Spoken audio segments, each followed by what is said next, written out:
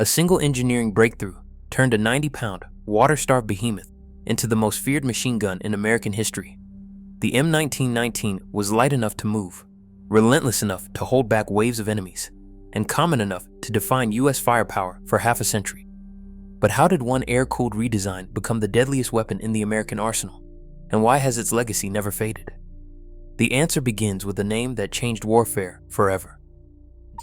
John Moses Browning stood at the crossroads of American firearms history, with a mind tuned to practical problem-solving and a portfolio that reads like an armory's honor roll. The M1911 pistol, the Browning automatic rifle, the Auto 5 shotgun, and the heavy .50 caliber machine gun all bear his signature. But in 1919, Browning's attention turned to a different kind of battlefield challenge, one that had weighed down armies and slowed advances since the dawn of machine warfare. The Great War had proven the value of sustained automatic fire, but the tools of that era were burdensome. The M1917, Browning's earlier water-cooled machine gun, could lay down a wall of bullets, but dragged along more than 90 pounds of steel, water, and hoses. Every burst of fire demanded not only ammunition, but a constant supply of coolant. Water boiled away under fire, and when the supply ran dry, the gun fell silent. Mobility was a fantasy. The M1917 was anchored to its position, chained by its own thirst. Browning saw the limits firsthand and set out to break them. His solution was as simple as it was revolutionary. He removed the water jacket and let the air do the work. The result was the M1919, an air-cooled machine gun with a heavy barrel wrapped in a perforated metal shroud.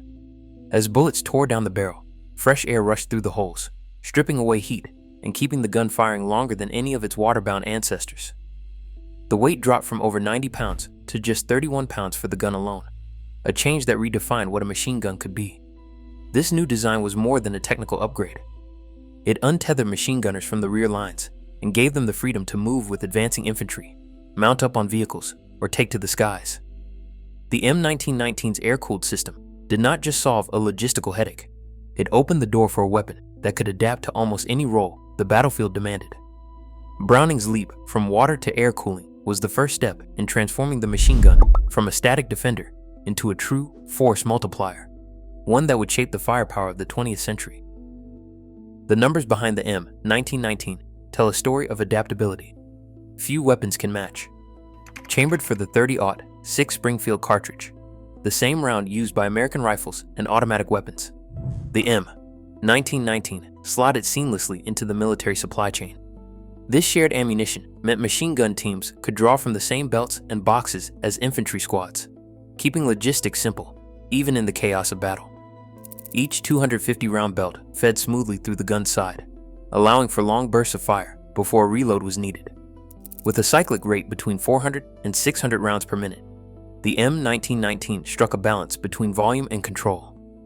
Too fast, barrels would overheat or ammunition would vanish in seconds. Too slow, the gun would fall short of the suppressive fire needed to pin down an enemy. At that rate, the M1919 could hold a position or break up an assault without burning through resources or risking a jammed mechanism. Range mattered too. The M1919's effective reach stretched out to 1,400 yards, far enough to keep enemy heads down, well beyond the reach of most rifles.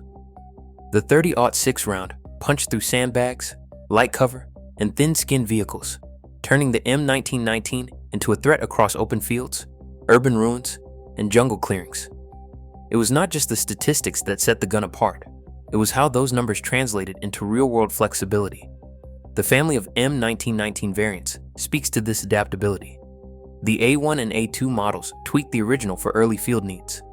The A4 became the workhorse, found on tripods, vehicles, and tanks from North Africa to Normandy. The A6 added a shoulder stock and bipod, giving infantry the chance to move and fire with a weapon once thought too heavy for anything but static defense. Each version kept the same core mechanism, the same robust belt feed, and the same air-cooled barrel, just adjusted for the mission at hand.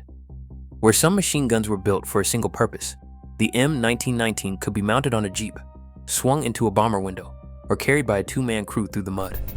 Its technical toolkit, shared ammunition, optimal rate of fire, reliable belt feed, and a family of variants gave commanders the power to adapt the weapon to whatever the battlefield demanded. The specs were not just numbers on a page. They were the foundation for a machine gun that could answer the call in any theater, on any front. The weapon's combination of commonality in ammunition, sustained fire capability, and modular variants is what turned technical data into battlefield advantage. June 6, 1944. Normandy.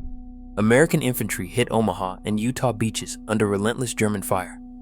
M1919A4 machine guns dragged from landing craft and dug into the sand, hammered out 30-06 rounds as MG-42s blazed from bunkers.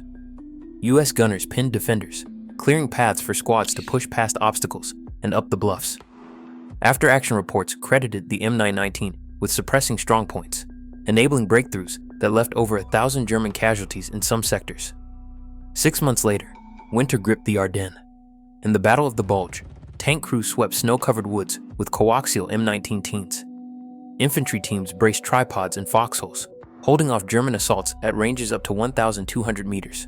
Bastonia's defenders, outnumbered and surrounded, kept their guns firing through 30-minute barrages, barrels steaming in the cold.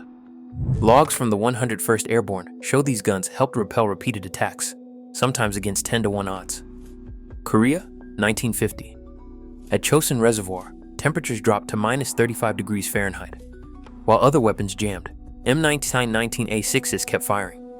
Marines and Army units poured out 15,000 rounds per gun during the retreat, swapping barrels with gloved hands, wrapping them in rags to fight frostbite. Fox Hill's defenders held back thousands, with casualty ratios tipping 3-to-1 for the Americans. Vietnam, a generation later. M1919s mounted on Huey helicopters raked enemy positions during troop insertions and street battles. River patrol boats in the Mekong Delta fired twin M1919s from pintle mounts, sinking sampans and clearing riverbanks. Navy logs from 1967 recorded these guns performing in mud, monsoon, and saltwater, reliability undiminished. Mud, sand, ice, and saltwater, environments that broke other guns, barely slowed the M919. Its recoil-operated mechanism, free of delicate gas systems or tight tolerances, shrugged off grime that jammed up rivals on both sides of the front. Ordnance tests from Springfield Armory recorded the M1919 firing over 39,000 rounds without a single part breaking. In the field, crews reported guns still running after 50,000 rounds, sometimes with only quick barrel swaps and basic cleaning. Compare that to the German MG-42. Famous for its blistering 1,200 rounds per minute rate, the MG-42 could chew through belts faster than any Allied gun. But that speed came at a cost. Barrels overheated in minutes, demanding constant swaps. The roller-locked action, while innovative, was sensitive to dirt and sand. In the mud of Normandy, or the dust of North Africa, stoppages were a constant threat. Crews needed training and tools to keep the MG-42 running under pressure. The British Bren gun earned a reputation for accuracy and smooth handling, but its 30-round magazines meant frequent reloads. Sustained fire was not its strength. Soviet DSHK crews wielded raw power, but at 75 pounds, their heavy machine gun was a beast to move and maintain. When the U.S. Army began fielding the lighter M60 in the late 1950s, it aimed to modernize firepower. Early M60s, though, suffered from teething problems, parts wore quickly, and reliability lagged behind the old Browning. For machine gun teams and ordnance evaluators, the M1919's secret was its simplicity. No special tools, no fragile parts. In the chaos of battle, that meant more time firing and less time fixing. A design that kept it relevant long after newer guns appeared. Today, weapons designed a century ago still influence battlefields across the world. As conflicts evolve, reliability and simplicity remain priceless, and Browning's lesson remains clear. True power endures not through complexity, but through proven design. The legacy of the M1919 is not just history, it is still active.